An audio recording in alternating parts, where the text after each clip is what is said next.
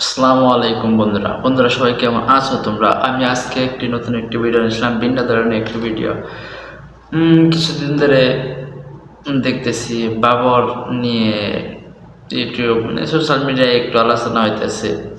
তো বন্ধুরা চলো আমরা দেখে আসি কে এই বাবর, যাকে নিয়ে এত এত এত আলোচনা হইতেছে অনেক দিন পরে।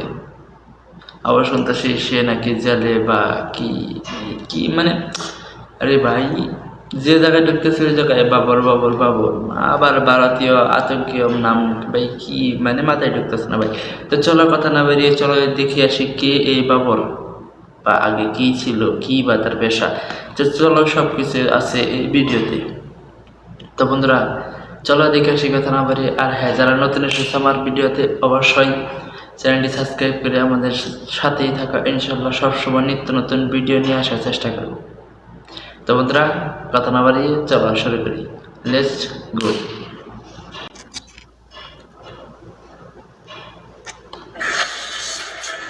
কথায় বলে বাপেরও নাকি বাপ থাকে। পার্শ্ববর্তী যে দেশের ইশারায় এতদিন বাদর নাচ নেচেছে শেখ হাসিনার সরকার, সেই দেশটির বুকে একসময় ভয় ধরিয়েছিল বাংলাদেশের একজন। তার কারণে বাংলাদেশের দিকে চোখ তুলে তাকানো তো দূরের কথা, সে সময় তার নাম শুনলেও হাঁটু কাঁপত পার্শ্ববর্তী দেশের দাদাদের।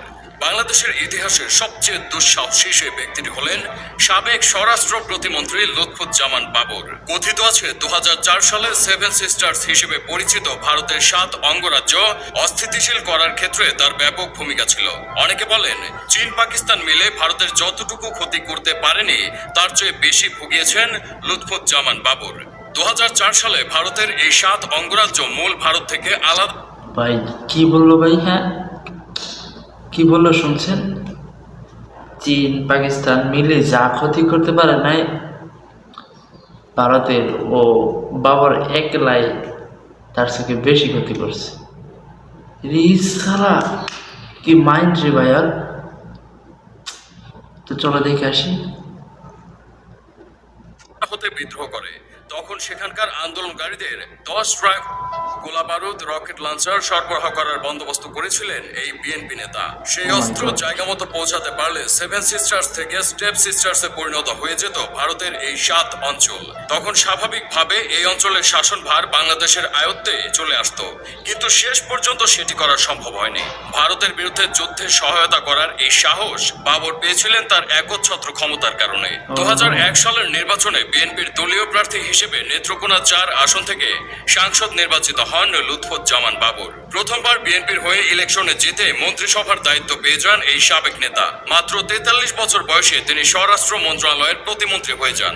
এর পেছনে বড় কারণ ছিল তৎকালীন প্রধানমন্ত্রী খালেদা জিয়ার পুত্র তারেক রহমানের সাথে তার বিশেষ ঘনিষ্ঠতা। 1991 সালে স্বতন্ত্র প্রার্থী হিসেবে প্রথমবার সংসদের সদস্য পদ লাভ করেন বাবর। এরপর 1996 সালের বিতর্কিত নির্বাচনে তিনি জয়লাভ করলেও নির্বাচন বাতিল হওয়ায় ক্ষমতা ভোগ করা হয়নি তার। 2001 সালের নির্বাচনে পুনরায় বিএনপির মনোনয়ন পাওয়ার আশায় তিনি তারেক রহমানের সাথে সখ্যতা করে তোলেন। প্রধানমন্ত্রী খালেদা জিয়াও তাকে প্রচুর স্নেহ করতেন। সেই সুযোগ কাজে লাগিয়ে তিনি মন্ত্রিসভার পদ বাগিয়ে নেন এবং অল্প সময়ের মধ্যেই ক্ষমতার কেন্দ্রবিন্দুতে চলে আসেন।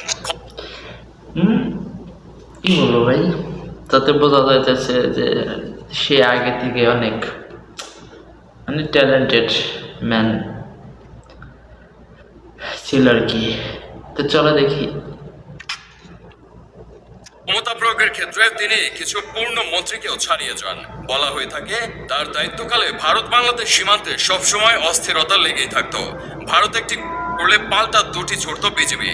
তার সময়ে বাংলাদেশের সাহস হারে হারে টের পেয়েছিল ভারত। পরিস্থিতি স্বাভাবিক করার জন্য ভারত বাংলাদেশ সরকারকে আহ্বান করলেও আপোষ করতে নারাজ ছিলেন বাবর। ভারতকে উদ্দেশ্য করে তার দেওয়া উই আর লুকিং ফর শত্রুজ ডায়লগটি আজও মানুষের মুখে মুখে পরিচিত। তার কারণে ভারতের সাথে বিএনপি সরকারের সম্পর্কে সে সময় বৈরিতা দেখা দিয়েছিল। দেশের ভিতরে দুর্নীতিবাজ ও মনেও সবসময় হার্ড লাইনে ছিলেন প্রতিমন্ত্রী বাবর।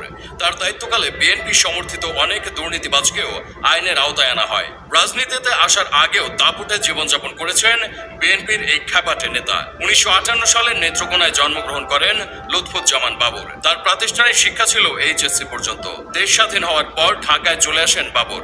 কথিত আছে 80-র দশকে বাবুল ঢাকা বিমানবন্দর কেন্দ্রিক ব্যবসার সঙ্গে জড়িত ছিলেন। এই ব্যবসা থেকে তিনি প্রচুর অর্থ সম্পদ গড়ে তোলেন। 2008 সালে আওয়ামী লীগ ক্ষমতায় আসলে তাকে একাধিক মামলার আসামি হিসেবে অভিযুক্ত করা হয়। 21 আগস্টের গ্রেনেড মামলায় জড়িত থাকার দায়ে 2018 সালে তাকে মৃত্যুদণ্ড দেওয়া হয়। 2004 সালে ধরা পড়া 10 ট্রাক অস্ত্রের চালান মামলায়ও তাকে ফাঁসির দণ্ড দেওয়া হয়।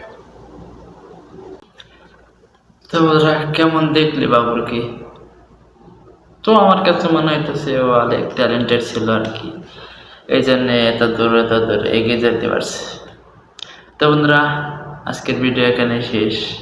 তো কেমন লাগলো ভিডিওটি অবশ্যই কমেন্টস করে জানিও। ইনশাআল্লাহ সবসময় সুন্দর সুন্দর ভিডিও নিয়ে আসার চেষ্টা করবো। আর হ্যাঁ, তার আগে আমার চ্যানেলটি সাবস্ক্রাইব করে আমাদের পাশেই থাকার চেষ্টা করো। তো বন্ধুরা আজকের মতো আল্লাহ হাফেজ।